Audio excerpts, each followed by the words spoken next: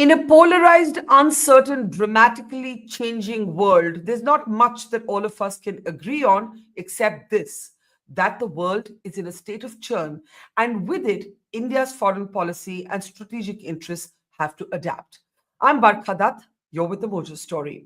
On the program today, we'll be speaking in a short while from now to Dhruva Jaishankar, the author of a fascinating new book, Vishwa Shastra, that looks at India's place in the world. While the book documents India's new impulses, a new foreign policy doctrine, as it were, as the world changes, it also talks about how much the world needs to understand this new India and how India too needs to adapt to a changing world order. Looking at both a historical narrative, a historical journey of India's strategic affairs doctrine, but also looking ahead at what might be the priority areas. Vishwa Shastra is a refreshing new look at what's being called a breaking from the past, a breaking from what the book's introduction calls outdated cliches when it comes to understanding India and India's strategic impulses. Let me welcome to our conversation now Dhruva Jaishankar. He's joining us from the United States of America. And the book, of course, is in a sense joining the dots between what the world doesn't know about India but should, but also what India needs to understand about its own place in a very fast and rapidly changing world order. Dhruva, it's a fascinating book, and I was particularly struck by the introduction, which spoke about shedding some outdated cliches. The number one cliche being that India is not interested in power, that India is driven by the idea of prestige more than it's driven by power. And I think you very unabashedly say that India is, in fact, as all global sort of emerging powers would be, as much in the pursuit of power as it is in the pursuit of prestige, maybe more. No, absolutely. And thank you for that generous introduction. No, I think, what I tried to do was two things. And I really tried to write this for a younger generation of Indians, for many people, my age and certainly older and others, we remember what happened in 1991, the changes to the Indian economy. We remember the Kargil War. We remember 26/11. And it struck me, particularly younger people just don't know even that recent journey, let alone the more distant past and how it's still relevant to us. So some of the things you and I would remember, you were on the front lines in some of those places that really were turning points for India. And so the other thing I think is when people, there's a lot of interest, but people listen to what political leaders say publicly, what diplomats say publicly, and sometimes the public rhetoric is done for a reason. But that doesn't mean that should be taken literally all the time. And so what I tried to do is, I think, strip away a lot of the rhetoric around India and its place in the world. Obviously, political leaders are going to say what they want to say, and just describe what India has done over time, the actions of successive governments going, pre-independence, but also every government post-independence. And you see, again, I think you come to that conclusion that this was ultimately, it doesn't mean that always, the decisions that were made, particularly in hindsight, were good decisions, but they were driven by power and interests and what leaders at the time thought was the best interests of the country at the time. And obviously influenced to some degree by their ideologies. So I think, I was giving a version of this book talk in Delhi a few weeks ago, and one young person stood up and said, "So you're telling me that India is basically like acts like a normal country?" And I said, "Yes, I think that's the conclusion I would draw as well." So I do think that's a lasting theme in the book. I'm from a generation even older than yours, who was not just at the front line of some of these big moments, but also as a younger student grew up, learning about Panchsheel and non-alignment and so on. And one of the things you argue in your introduction to the book is that one of the big myths is that India remains grounded in this idea of non-alignment, and that India has actually transitioned out of this basic philosophy that was India's first Prime Minister Jawaharlal Nehru's philosophy. And one of the arguments that you make is, as the world changes, India will change. And that philosophy may have been appropriate for that time, but it isn't appropriate for a turbulent world order today where we must be guided by our own interests. So talk a little bit about this. If we're not non-aligned, what are we? So that's a very good question, and I'm afraid the last bit I don't have a good answer to. But I think what is quite clear is that what I argue is, there was a logic to non-alignment, and I outlined Pandit Nehru's arguments for it at the time. Also, some of his critics at the time, but that was still the dominant view until the 50s and early 60s. But then I think a number of events superseded and overtook that logic. One was the 1962 war with China, where India found it was not close enough either to the US or the Soviet Union to get sufficient aid in a timely manner to either deter or resist the war in 1962. Then you had 1971, where India aligned very openly with the Soviet Union. They signed a treaty of friendship. So the last 2 decades of the Cold War, India was, for practical reasons, not non-aligned despite continued rhetoric. Then 1991, and then the Soviet Union collapsed. And so there's nobody to be aligned or non-aligned against. There was no bipolar world anymore. And then we have a situation, particularly after 2008, where the rise of China is having very direct consequences for India. And so India cannot choose to be equal in its relations with the US and China. They're obviously both important relationships. But the fundamental character of the two major powers today and their relationship with India is fundamentally different. So I try and say, like, all of these events have basically meant that original idea of non-alignment doesn't really apply very much today. Some people like to use the term, I know Shashi Tharoor and others like to use the term multi-alignment. I don't use any such term in the book itself. Partly, I think multi-alignment is a little bit vague. It suggests equal types of relations with all the major powers, but they're all functionally very different. Our relationship with Russia is very different and quite important, but very different from the relationship with Europe or the US or Japan and China is very different. So I basically call this India's realignments, and this is basically, I describe what those are. That there have been a number of major changes. Part of it is exchanging third world, the sort of third worldism with a rising power, the rhetoric of a rising power. Part of it is dehyphenating with Pakistan, focusing more on China as a challenge. Part of it is being less hesitant to enter into agreements like the Quad with the US and some of the US allies. So these are all, I think, elements of that. And a more open, more globally integrated economy, I think, is a very, very important part of that. So all of those characteristics, I think, describe India's new realignments.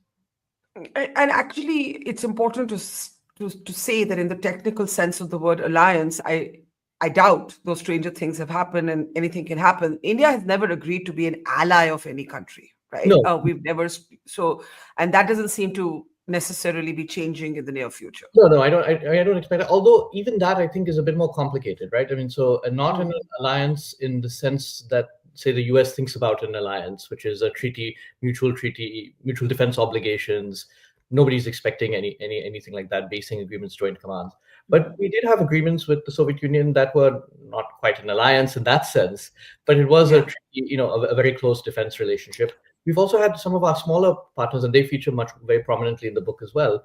Countries like Bhutan and Mauritius, and even Maldives, and in the past Nepal.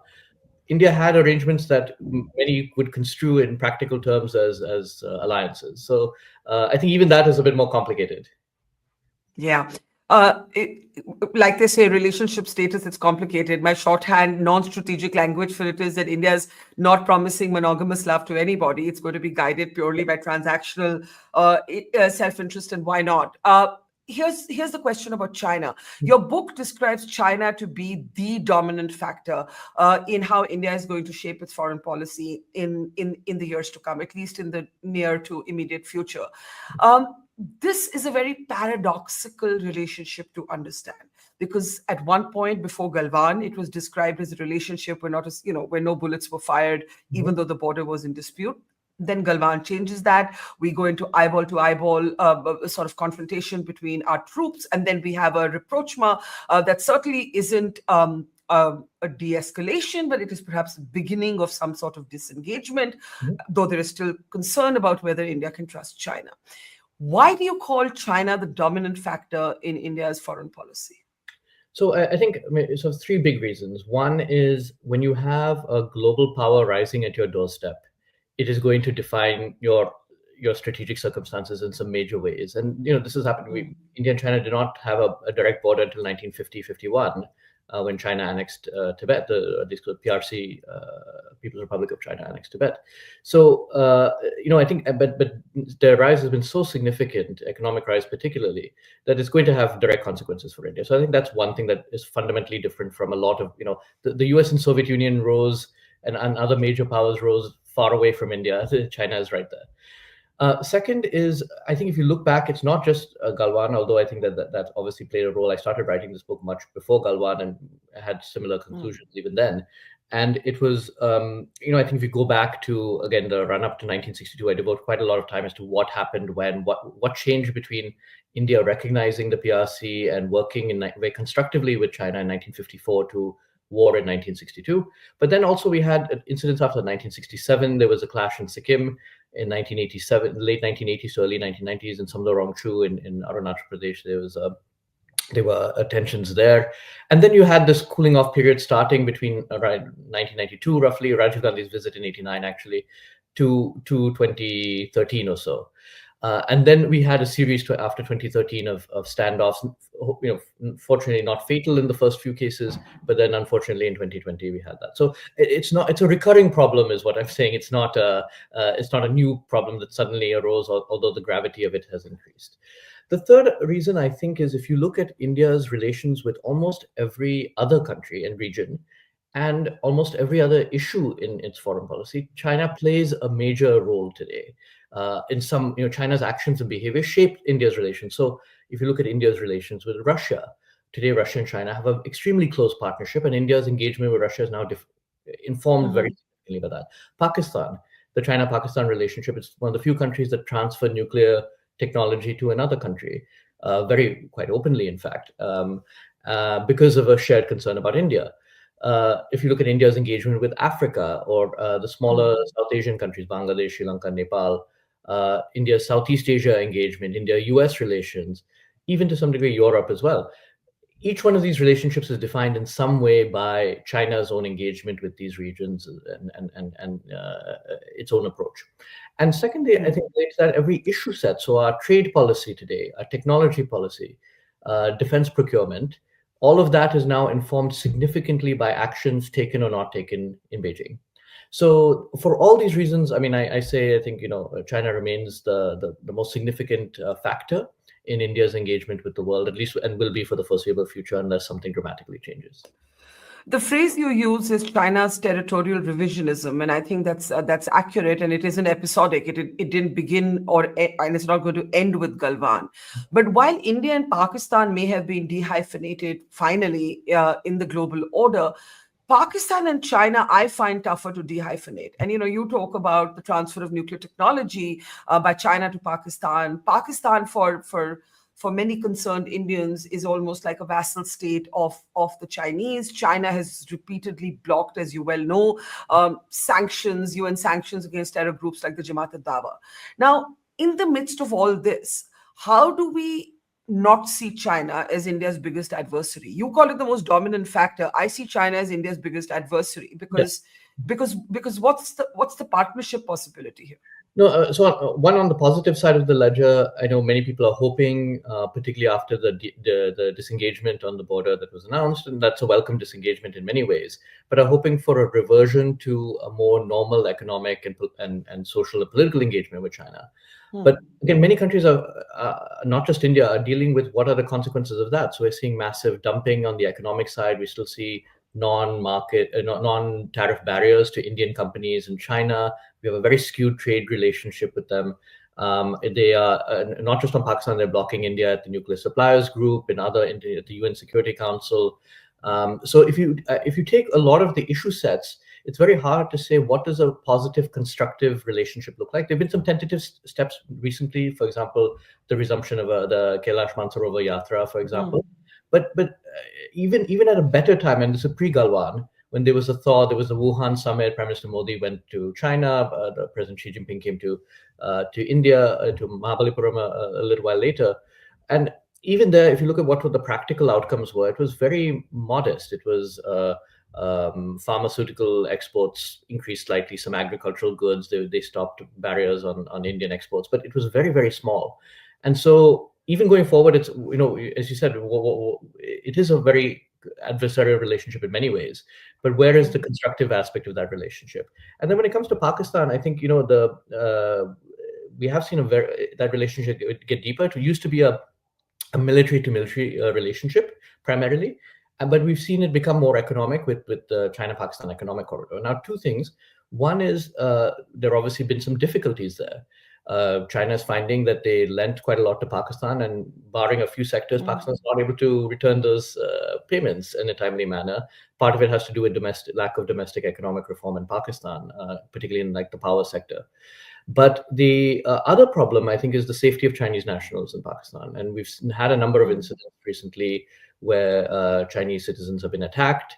And that has led to growing frictions in that relationship. But that so far, there's no signs of China stemming its support for Pakistan in various ways. Yeah.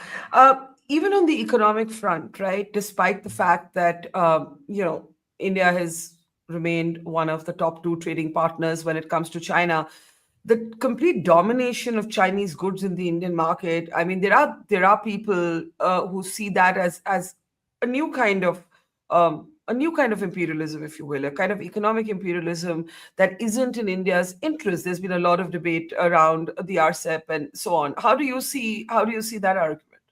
I mean, I devote a little bit of attention to in the book also to why India decided not to go into RCEP, and there was a debate around it, and quite contested. I think it's going to that's a problem that's going to get worse, and it has to do with the structural imbalances in the Chinese economy. That is, this is not a spending economy. There were a lot of assumptions that went into economic engagement with China, not just by India, but many other countries as well, including the US, including Europe and Japan. And that was that China was becoming the global factory. It was becoming the factory for the globe, and that was fine as long as China did not weaponize that the centralization of supply chains. And so it could be trusted, and that over time, as China's population became wealthier, that they would consume more, and lower income countries such as India, Africa, Southeast Asia would start exporting to those countries because we have lower wages, which it would make sense. That's what's happened.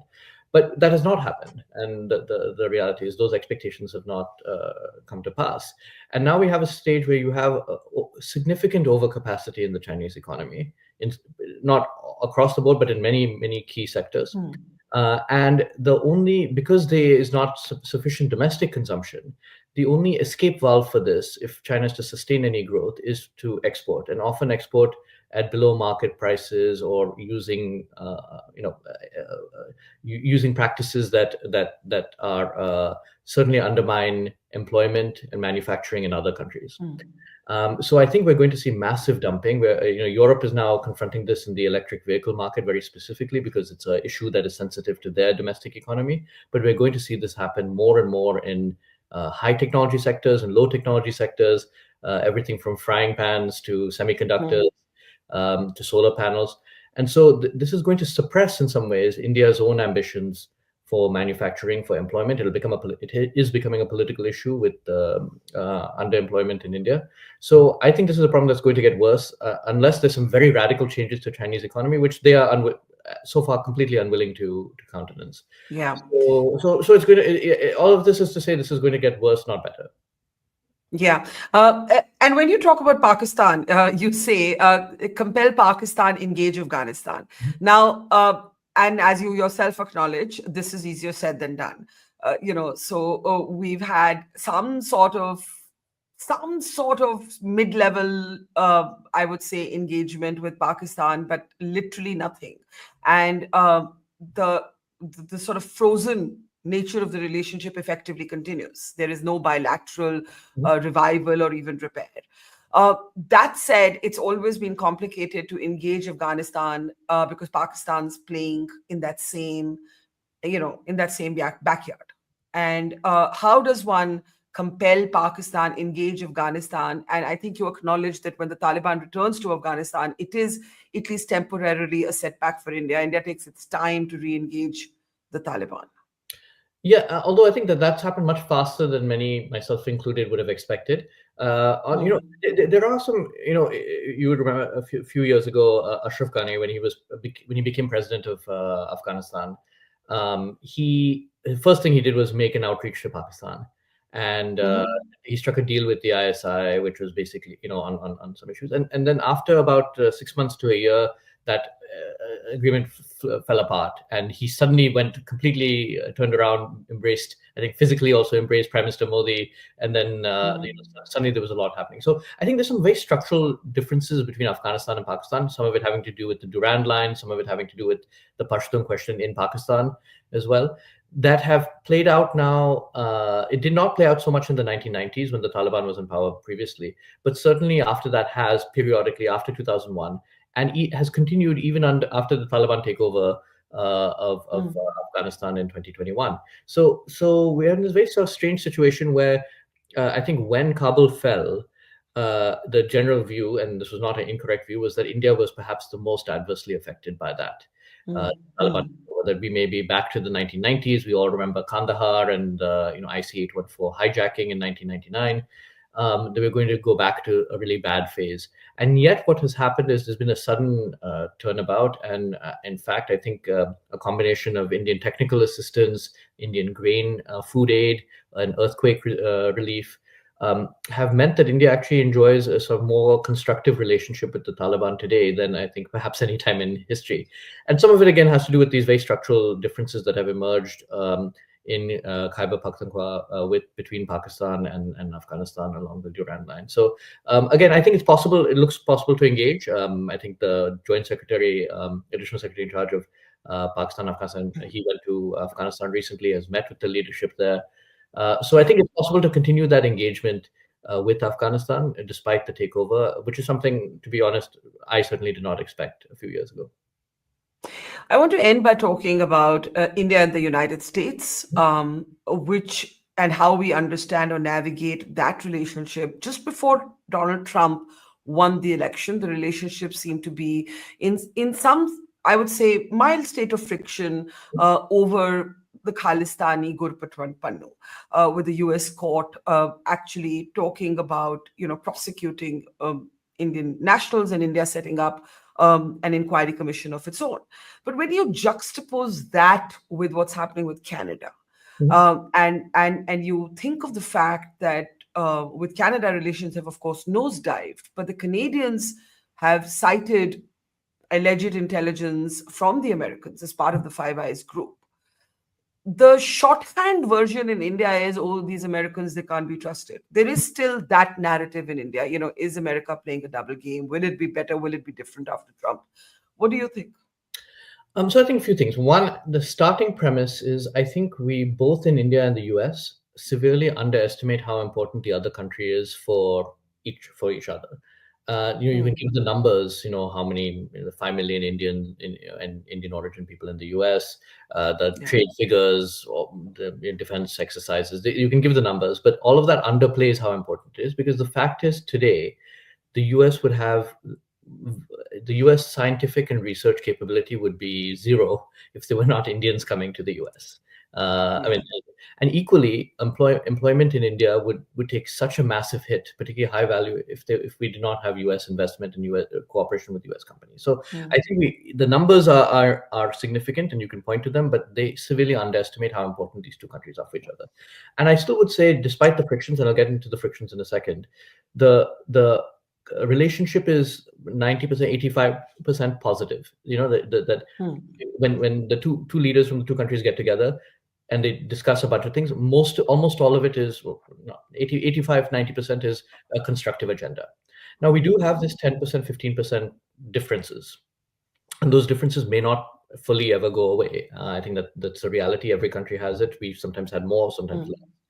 And the fact is, on the US side, also, you have, just as in the Indian side, but in the US, you have sort of competing lobbies that advocate for different things. So in the past, there was a very strong pro-Pakistan lobby that basically said, we should not engage with India. We should not. There was a nuclear non-proliferation lobby that said India has a nuclear program. We cannot do business with them. Today, there's a different set of lobbies at work. and they compete with others. So today, broadly in the U.S. business community is very very favorable towards India. They look at it as a source of resilience for Yeah. manufacturing. They look at it as a source of talent. The defense industry is very positively disposed towards India. There are equally others who are not. And sometimes we see the contest between those people playing out either publicly or privately behind closed doors in the US. Mm, So I mm. think some of it is an aspect of that. I think there are also some issues which have come up in the last 6 months, which have been quite severe. On the U.S. side, I think there's the Khalistani issue. Frankly, I think many in America don't understand the history of the Khalistan movement, Yeah. don't understand the I mean, they violence. continue to be called Sikh activists in the Western media. Yeah. So you have that on one hand. Equally, I think Bangladesh was a big was a severe setback. I don't think people in America understand how significant the security cooperation has been compromised by mistrust that has been generated by what has happened in Bangladesh. So I think that there have been some issues in the relationship that have cropped up just in the last year or so. There was also some lingering issues from before. Some of it has been better managed. The Russia-Ukraine war, I think, has been better managed today than it Mm, was a few years ago. So I think these issues are not going to go away. They will keep coming up, and the only solution over time, and it will take time, is I think we need to develop a better understanding in both countries of each other, and not just at a superficial level in terms of political news coverage and stuff like that, but really developing a better understanding of what motivates people in the U.S. And equally, I'm always shocked on an almost daily basis of the lack of understanding and exposure in the US to India. And there are almost no American students, and if you take out NRIs, there are almost no American students coming to India yeah. for school or education. So there's almost no study of Indian languages in the US. So these are things I think that over time we will just have to develop as two large countries that are getting to know each other. Your book opens with three examples of India's rising power: Tata buying Jaguar, the sort of soft landing on the moon, and which is the third that I'm missing, the evacuation in Yemen, right? And you give these three examples to signal how the world has to take India seriously today. But you also say, as you just said, that there's a lack of understanding of India. And while we finally may have moved on beyond the cliche of being a country of snake charmers and cows and fakirs, and that cliche is finally buried, there is a lack of granular understanding of our country. What what do you think is the most egregious thing that the world doesn't understand about India? I unfortunately I don't think I can pick one thing because Okay, give a few all of examples. us know. All of us know that. So India is a very complicated country. We have the diversity. It's a democracy. It's a developing economy. It has the diversity of Europe. It has Yeah, the population large, size of Africa, right? So we're, yeah, it is a complex society, and all of us. I mean, I've traveled, the length and breadth of India. I've friends and family from all over the country. Even I am always learning new things about different parts of the country that I never knew before every day. So somebody coming in and parachuting in for 2 weeks even and saying I understand India. I mean, it's a very complex place. In the same way, going to Europe for a 1 week holiday and coming back and saying this is the future of Europe. That would be yeah, ridiculous. So yeah, and let alone, I mean, any understanding. I see people writing just on Indian strategic culture, for example. There was a very famous essay 30 years ago written by an American saying India has no strategic culture. And which again is a fair criticism if you want to engage that, but it used no empirical evidence, no attempt at going back and reading what Indians have said in their own language, in their own, so not yeah, always available in translation today. So part of what I do as well in the book is go back and say, what have Indians said about their place in the world, going back 2,000, 2,500 years sometimes. And just document that, and then if at the end of that you read all of that and you say India has no strategic culture, that's your conclusion to draw. But there's been no attempt at trying to understand the country from its own lens, not in any large scale or in a realistic way. So I think that unfortunately I don't think there's one point of failure. It is so many different points of yeah. failure, and it require much greater investments on the part of the rest of the world. Well, I hope your book does go some way in busting some of those myths. I think it does. Thank you for a fascinating read, and thanks for a great conversation, Dhruva. And take care. See you soon. Thank you. Thank you so much, Barkha. Thank you. Bye, Dhruv. Bye. It's great to see you here. Thank you for watching our work. If you haven't subscribed yet, don't forget to click the bell icon and subscribe to Mojo Story and support independent, robust journalism.